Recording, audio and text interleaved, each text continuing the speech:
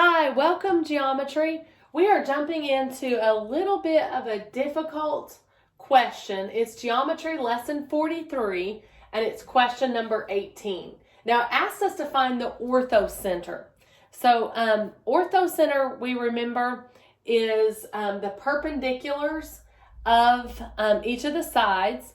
Now one thing that we can remember is we know that perpendicular lines, their slopes are the negative reciprocal, so that's going to help us in solving this.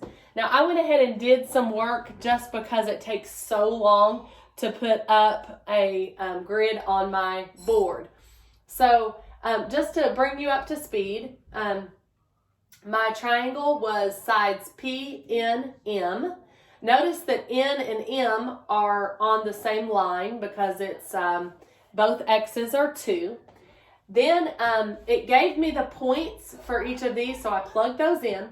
Now, a little bit of the math that I've already done is I already found the slope of PN. So remember how I find slope is I just stack the 2 points and it's y2 minus y1 over x2 minus x1. So I just stack them and I start at the bottom, 4 minus 8 over negative 6 minus 2. So that ended up with negative 4 over 8, which reduces to positive 1/2 since there were 2 negatives. Now, so I have found the slope for PN.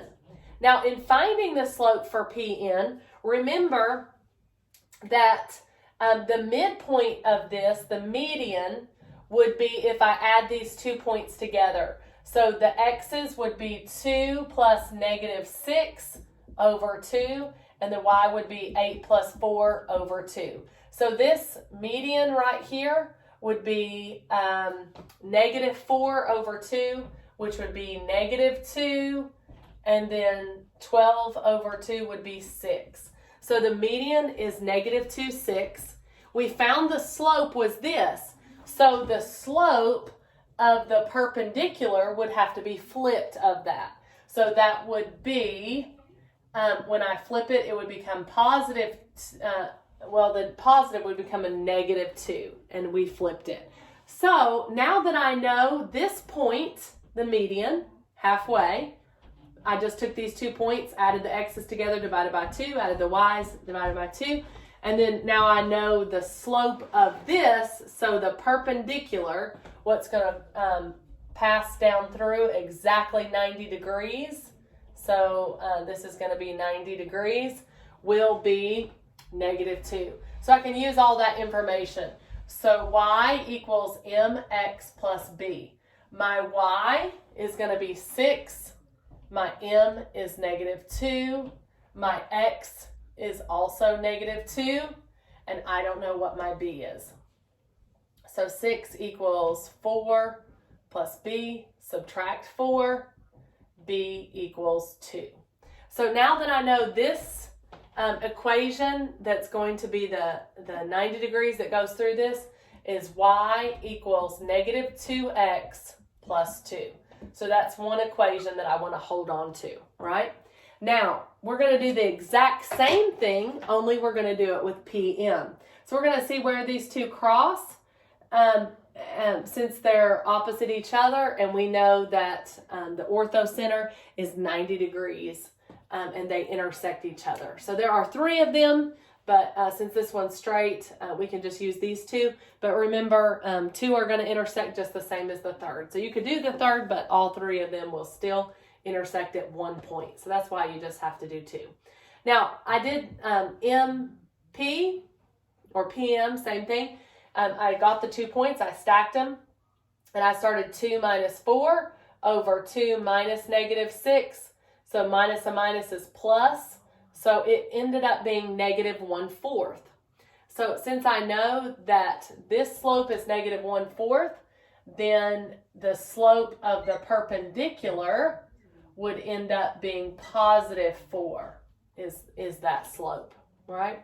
Now, what I need to do is find the median here. So how do I find that? I say negative 6 plus 2 over 2. And then 4 plus 2 over 2. All right. So that would end up negative 6 plus 2 would end up being negative 4 divided by 2 would be negative 2. And then this would be 6 over 2, which would be 3. So this point would be negative 2, 3. And then we just found the perpendicular slope. So y equals mx plus b. Y is 3, m is 4, x is negative 2. I don't know my b. So 3 equals negative 8 plus b.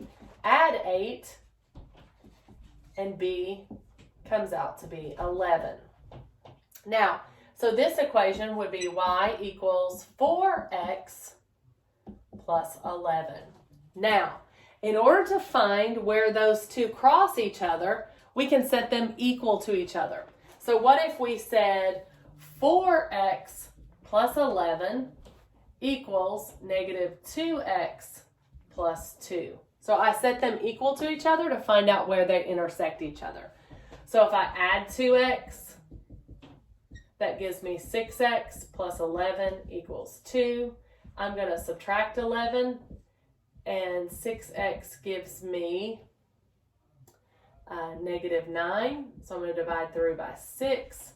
So x equals negative 3 halves. I can reduce that by 3. So I was able to figure out that x is negative 3 halves or negative 1.5. It's the same thing. Now what I want to do is plug that into either equation and solve. So if I have y equals 4 times negative 3 halves plus 11. So 2 goes into 4 2 times. So y equals 2 times negative 3 would be negative 6 plus 11. Then I know that y equals positive 5. So my x and my y, where those two intersect each other, would be negative 1.5 or negative 3 over 2 and 5. So that is my solution. And I figured it out by using my perpendicular that I knew about perpendicular slopes, then using my medians, and then where those two would cross each other from that. So that's what we were doing, was looking for that point, right? So negative 1/2 and 5. So negative 1/2, 1, 2, 3, 4, 5. So it looks like it would cross about here. Is my dots went a little bit astray, didn't they? All right, so that's where those 2 points crossed. So I hope that that's a help to you. I know that it can be intimidating because it's so much work. The likelihood that you'd run across something like that in standardized testing is not much, just because it's so much work. And in standardized testing, you typically have 1 minute per problem. So they might ask which one is a viable and maybe have some different pictures there. But that's a lot of work. So I'm really proud of you guys. Welcome to the tough world of geometry. So I'm really proud of your effort there. So great job.